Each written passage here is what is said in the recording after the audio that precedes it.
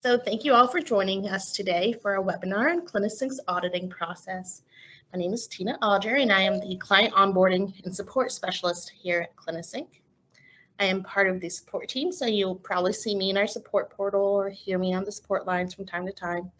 I also help with new organizations getting onboarded with our basic services, such as the Community Health Record, or also known as the CHR.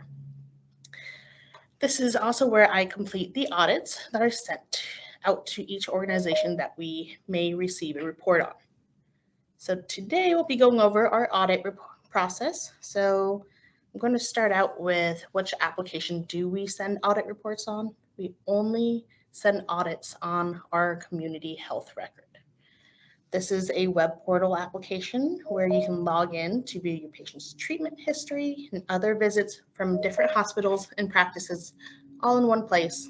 So this means if you log into our CHR via web browser, your organization could receive an audit report from CliniSync.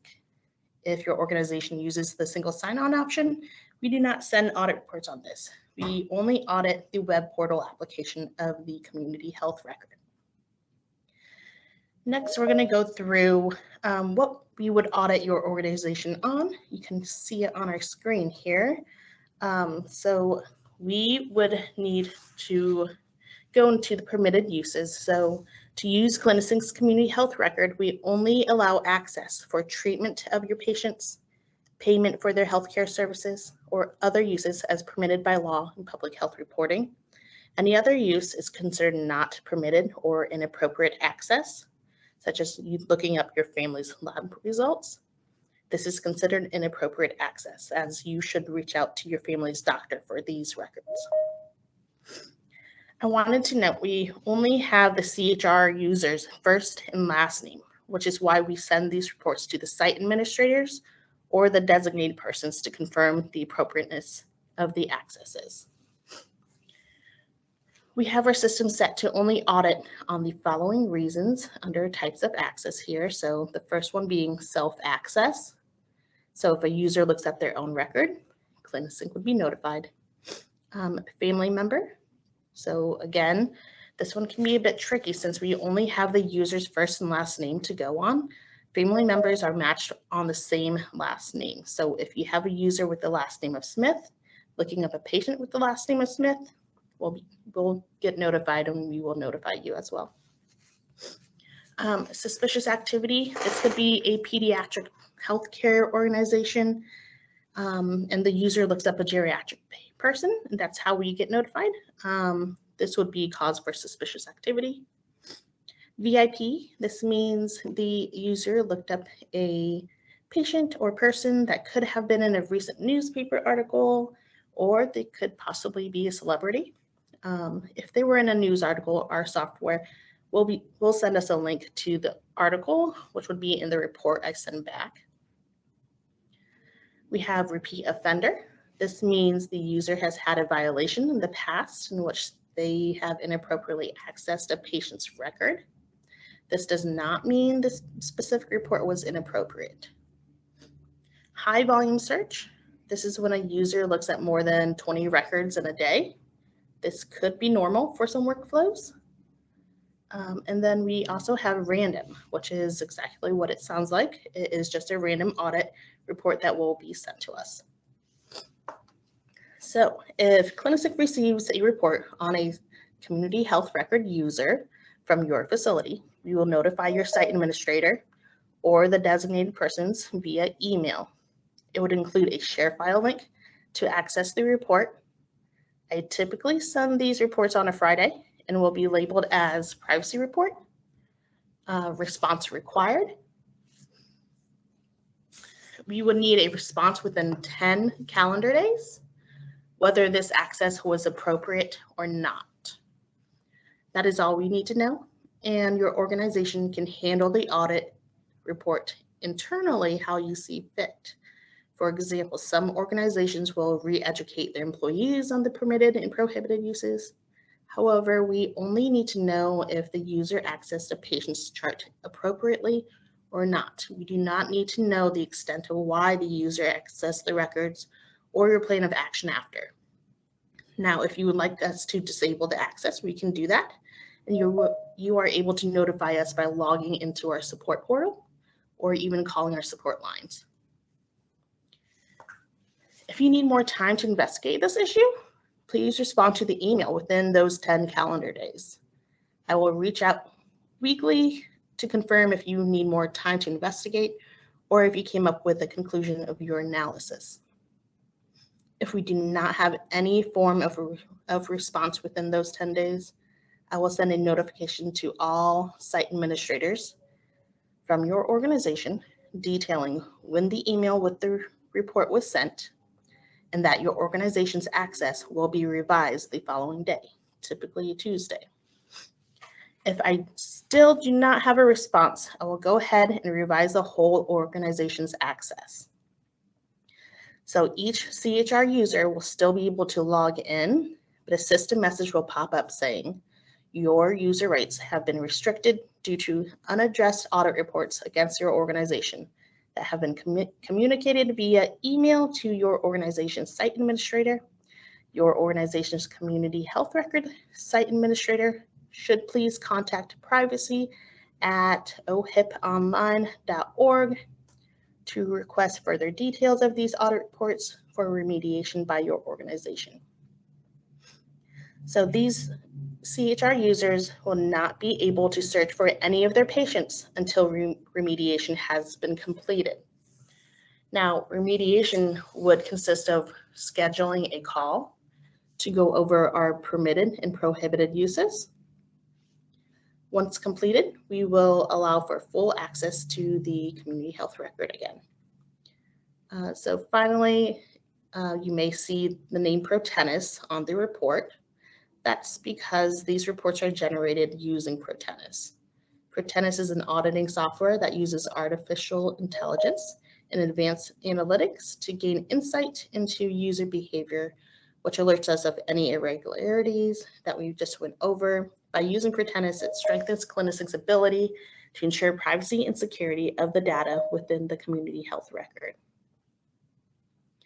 Now that you understand our auditing process, I would be happy to answer any questions related. So sure Dave probably has a few in there. I'm not sure.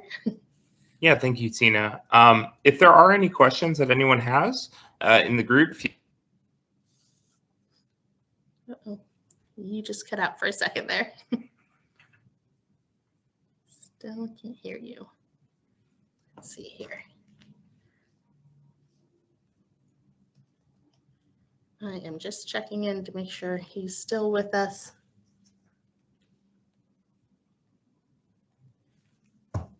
Okay, so I am not sure. So I'm gonna unshare my screen here for a second to see if I can find any questions in our chat here. So if you do have any questions, you can put it in the chat.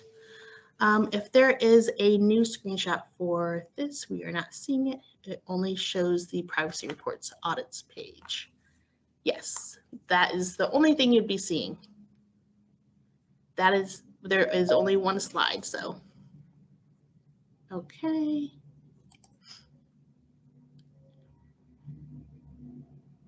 Again, if you have any questions, you can put it in the chat.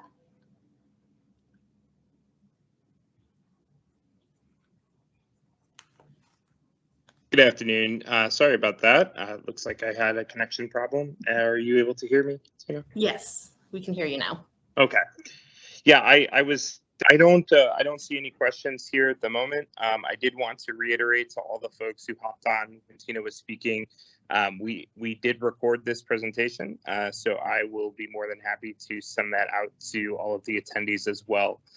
There's quite a bit of information that she covered, but again, the point of these was just really to kind of shed some transparency on the reports that are being sent out for any of the folks who are interested in. That being said, if there's any questions, do feel free to ask, and we can unmute your microphone, or you can submit a question in the chat. I do see someone asked if we can show how this works. I I can show you what the Protenis report looks like if you would like. So let me go ahead and share my screen again so that you can see this.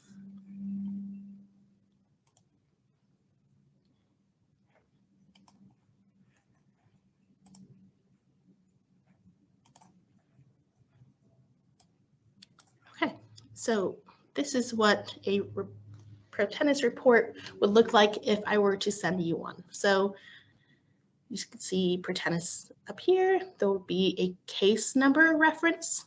You can see the report was generated. This is the date that we received the report. So the CHR user, this would typically be their username. And then it says access patient name on this date. EMR user, which is the CHR user. Patient name, case was detected on this date. You can see the case owner, resolution, unresolved because I just sent the case. And this case type was a self-access. If we scroll down, we can see the case flow here. So case was created again, privacy assessment added. So typically we would say a clinical, which would be the profile type of a CHR user at this organization, questionably access their own medical records. It would give us what they access, why did they match, so it's first and last name, and then let's see what else it gives us here. So this user has never charted or submitted orders for this patient, and no other users accessed this patient in the last 28 days. Tells us how much time this user spent in this patient's record. Okay, so it gives us quite a bit of detail. And if you ever need more detail or information on the audit, you can always reach out to me and I'll be able to send that information right back to you. So I can't exactly show you the process as I don't have any test accounts in here. Okay, so if I did, that would be nice. But yeah, any other questions?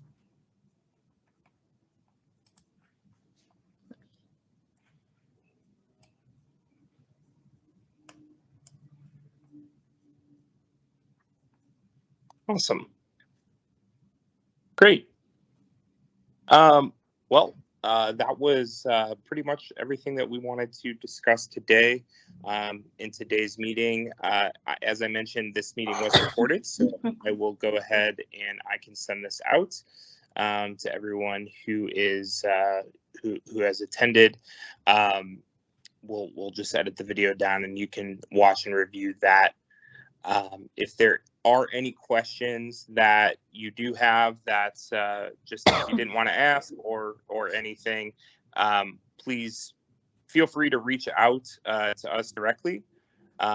If there is anything that you wanted to ask that you think of later, or if you wanted to watch, the review of this presentation with members of your team, or use it as a training mechanism to kind of go over and review what types of access in the community health record are prohibited and allowed, just let us know, and we'd be more than happy to send whatever materials we have to you directly.